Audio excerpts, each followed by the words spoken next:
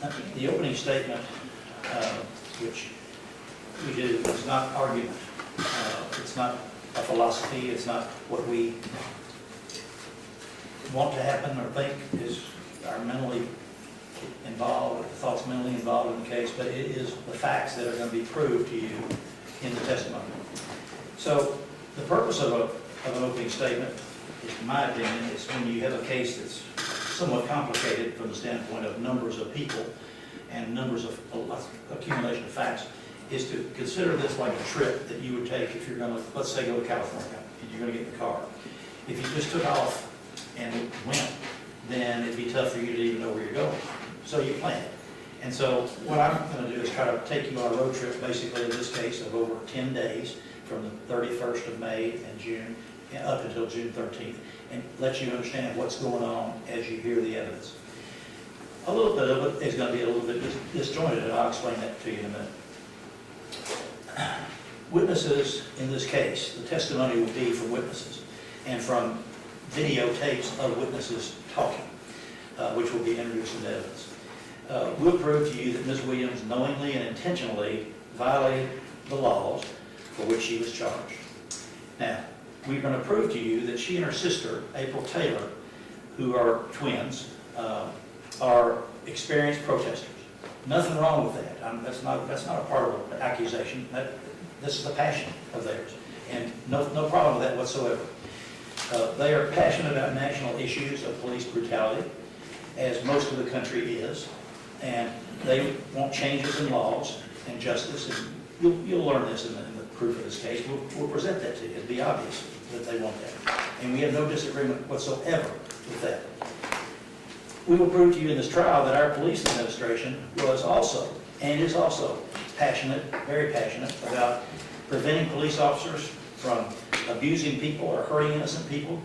That's always a fear that every police department has, that you could have somebody do something and we see it on television. And that's a passion in this police department. We'll prove that to you. And they have a solid passion in making sure that people are safe in our community. All people are safe.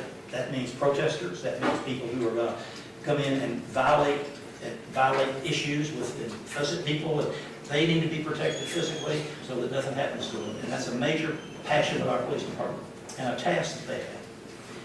We'll prove to you through commanders in your police department that special attention is given to training every single officer on the force to understand and employ in their official duties things like all of the knowledge about all of the laws of use of force.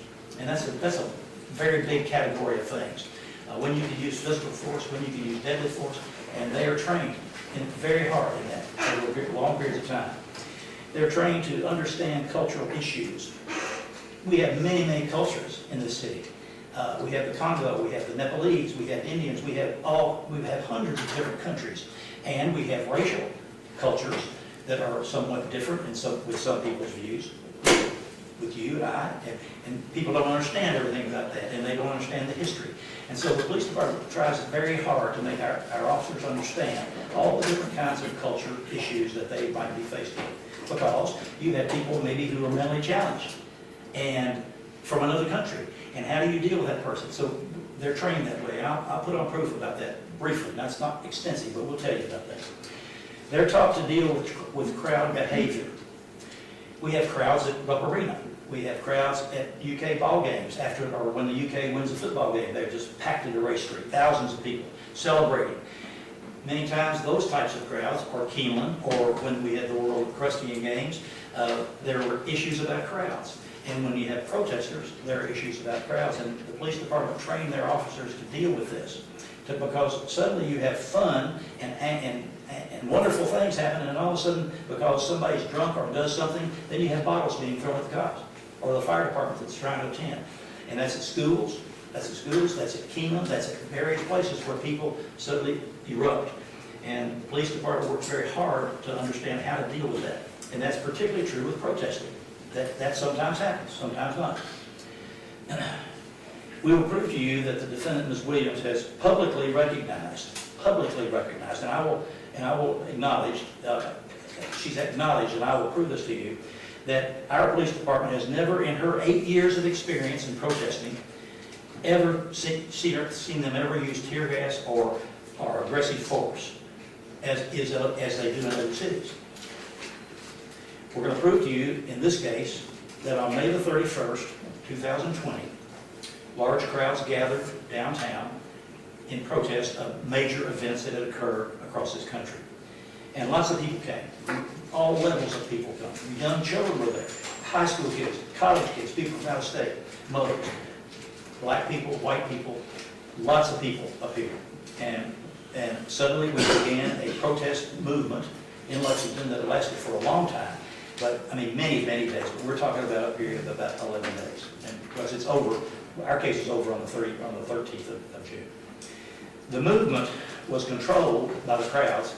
The movement of the crowds was controlled basically by megaphones. And they're loud megaphones. They're not just like I was in college and I had a megaphone as a cheerleader yelling at it. It wasn't amplified, so hardly anybody could hear it. But these people, Ms. Williams and her sister had, and other people in their patrol, had megaphones that were extremely loud so they could dominate and tell crowds what to do and when to turn.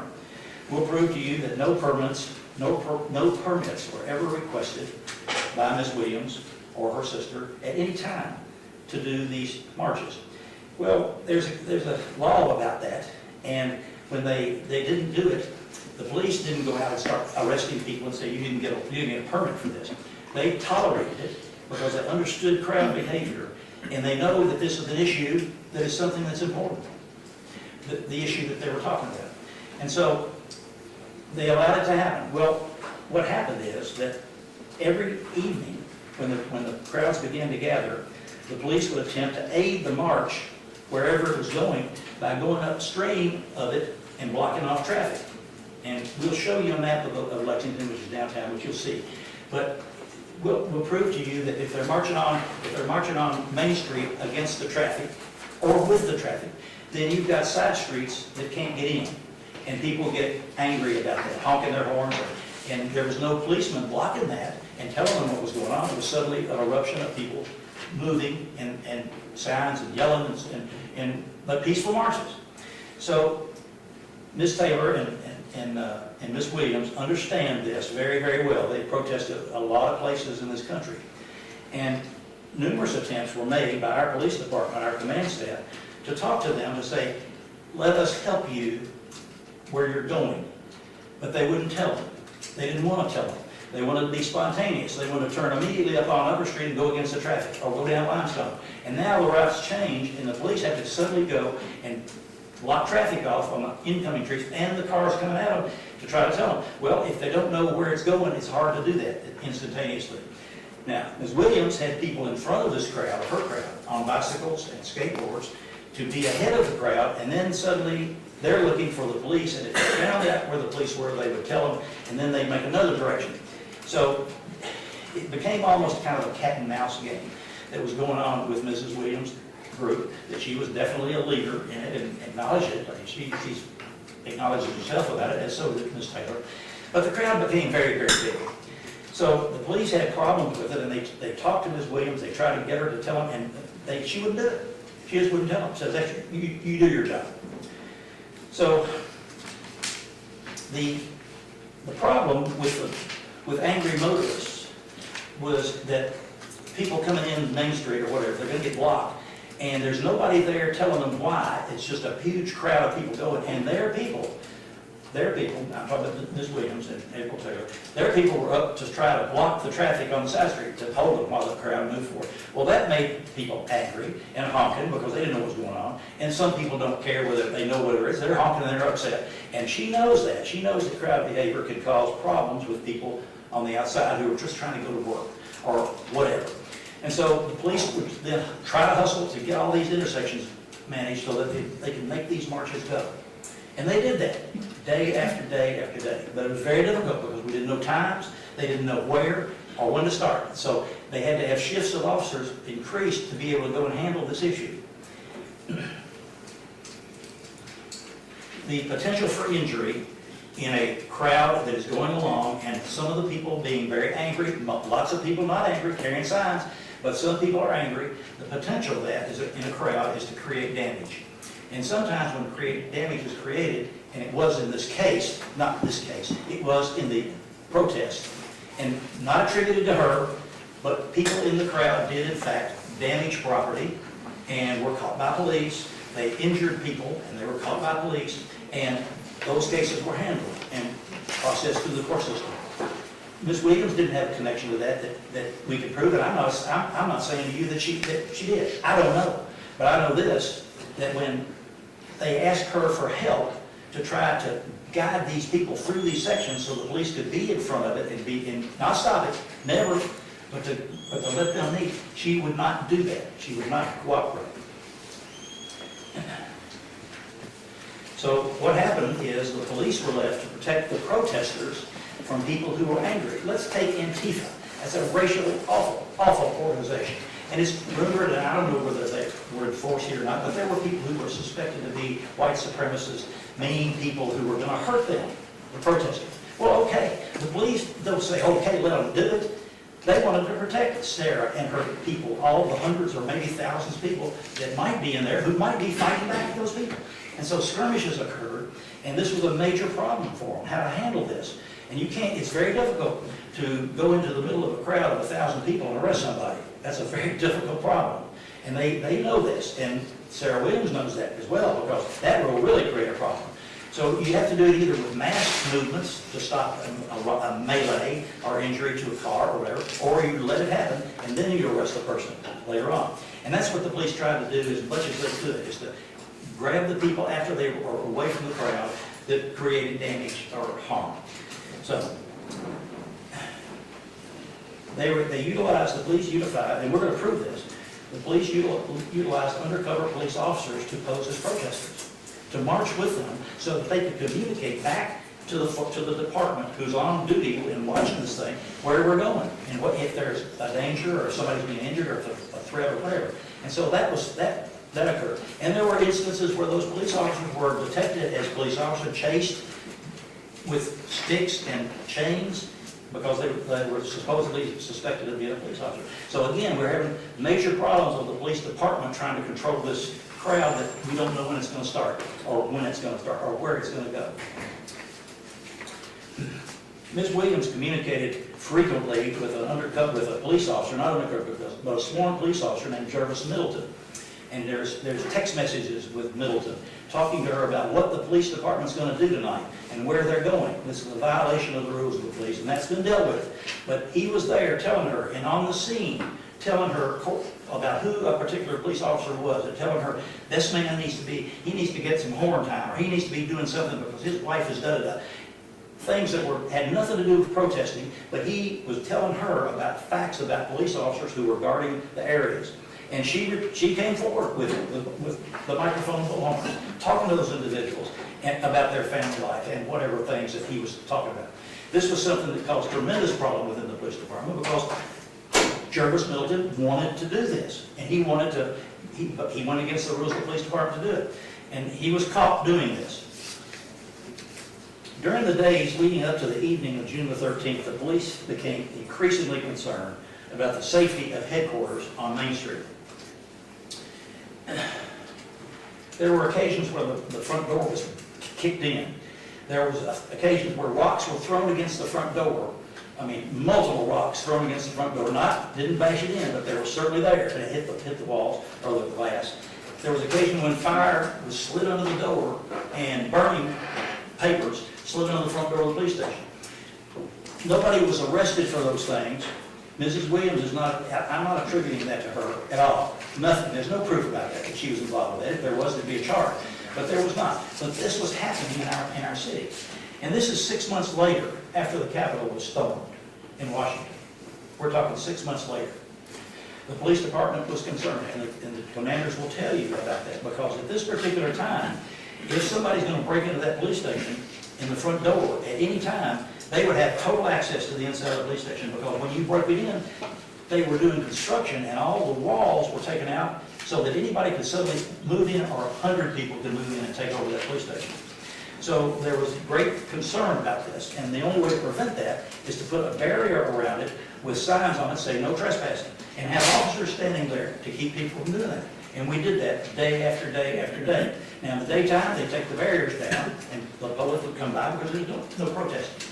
But when the protesters were out, and they're total, all over the entire Main Street, totally covered, there's a lot of people, maybe 1,000, maybe 2, maybe 500 at a time, but many, many people, and moving constantly, and angry people, yelling and screaming, throwing bottles at the police. The police found that the protesters would try to go up the driveway into the garage beside the police station, that's where the public can go. And so, why would the protesters go up in that department or in that area? Well, it has access to the police department through other doors. But they were trying to do it, so they blocked it off, and the protesters, with Mrs. Williams standing there and yelling at the police, let them do it. And they did it in her eyes, and right in front of her. She's standing there with bullhorns and yelling at the police to let them go. And when they back up, she'll yell at them, "What are you going for? Why are you leaving?" And back it off, and she would taunt them in that way. That's not against the law, folks, and she wasn't charged for that. That's using your language in a way to upset people. And so we'll show you in videos from her video, from videos of April Taylor that was published in the Facebook that the police later recovered. And we'll show you the other side from the police who had body cams on of these actions going on. Now, there are 400 body cams in this whole matter, and we've tried this case for 3 years. But we've narrowed it down to 1 day or 5 days, and we're going to show you that pattern. And what eventually happened, and I want to be clear, there's no suggestion. There's no suggestion in this case that Ms. Williams nor her sister participated in any acts of damage or injury to any people. Okay? There's no allegation of that. Other people did it around her, but not her. Now,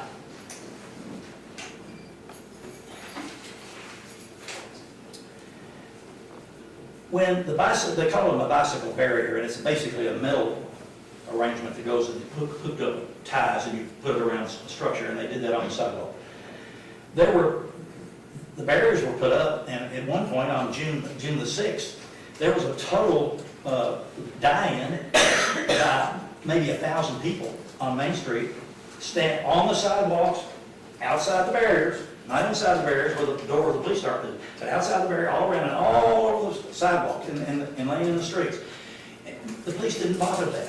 That was a legitimate die-in. There was no permit, but that was a protest, and that was allowed, and nobody was arrested for that. Nobody was beat up for that, or hit or in any way approached by the police to stop it.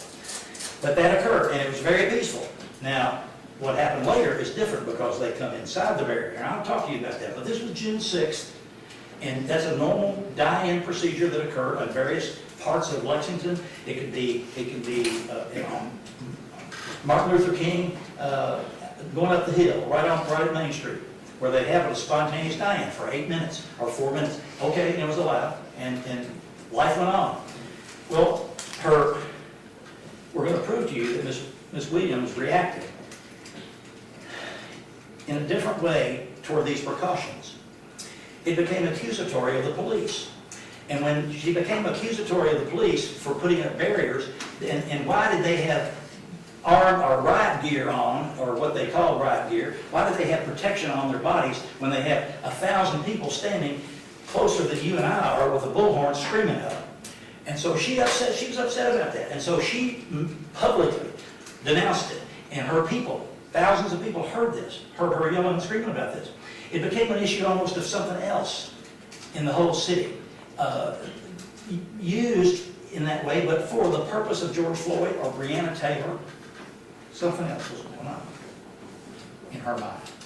And so this began a different kind of an escalation that occurred from the 31st of May, a totally different kind of escalation.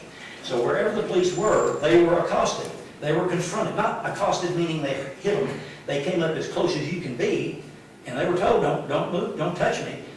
And they didn't, but they tried their best to make them flinch, to make them react, to make them hit them, to do something, to antagonize them, to react, and now we'll have a big-time melee and a national scene in this country. But that didn't happen, ever, not one single time. It is amazing how the police department handled this. Of all the people, but particularly with Ms. Williams and Ms. Taylor, how they handled the decorum of all those protest going on, screaming, and lawfully yelling vulgar things at them, and they tolerate it. And you'll see that. You'll see it in their faces in the videos that we have.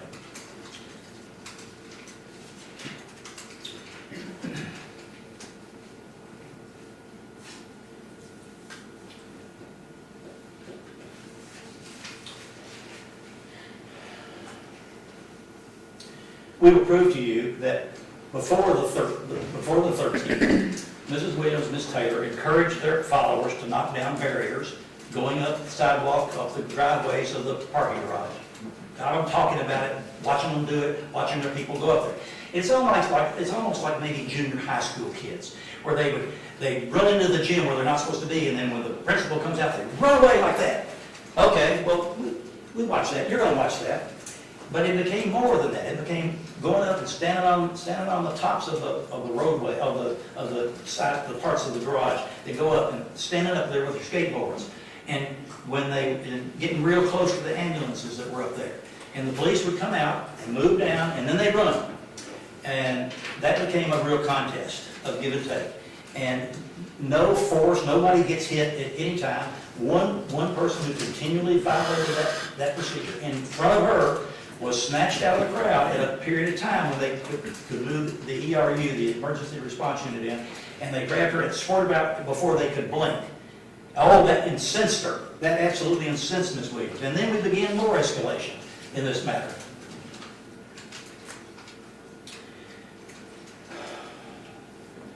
We'll prove to you that around the 12th of June, which would be a Friday, she learned about, and maybe before that, but we know she knew about it, she being Ms. Williams. We know that she knew about a peaceful march that was being organized by the John Roe Society. The John Roe Society is named for a man who was the first African-American lawyer in Lexington a long time ago. And so a very, very prominent person in that time. And now, in Lexington, there's a John Roe Society, and it's comprised of mainly black attorneys, from the U.S. Attorney's Office to judges. Judge Denoto Gunther in this court is a member of that. Many, many prominent lawyers and other people are in this society. And so they learned, Sarah and her sister learned about the efforts of the John Roe Society to have a planned peaceful march on the 13th of June, which is a Saturday morning. And that's going to be with the marchers and Chief Weathers of the police department. And the idea would be to go out to the Southland Christian Church and have a program for race conciliation and resolutions that would take place from 10 o'clock in the morning until noon. What didn't happen was she didn't get invited to it. And she was upset about that. And she said, we are going to shut the fuck down on the police chief. He ain't going there. And we're going to shut it down inside in the church if we can't stop it. Well, I'll show you that. We'll show you that. And they said, they had groups of people together, and they said, now we're going to do something that if you could get arrested, if anybody wants to get arrested, get over here, give me your name. I got it on video of her saying this. If anybody doesn't want to get arrested, I'll stay over here. Well, the John Roe Society, and I'll have a lady who actually works for me, a prominent woman in this town, Diane Minifield, who is a prosecutor, and she was the coordinator of this entire event. And she will testify that they had it all planned to walk on the sidewalks going up to the Southland Christian Church, which is a pretty good way. It's about a mile, maybe more. And you all said you knew where it was, out beside McDonald's, across from the reservoir. So Chief Weathers is walking, and all of a sudden, we've got video of her, Sarah, and April saying, now we're going to block him. We're not going to let Chief Weathers get there. So get in front of him and lock arms. And we got a video of them locking arms across the entire Main Street so that he can't get through. And when he tried to get through, he's on the sidewalk. They moved up in front of him on the grass, on the hill. And he had to duck under that to get through and get out of there. And we've got all the videos, both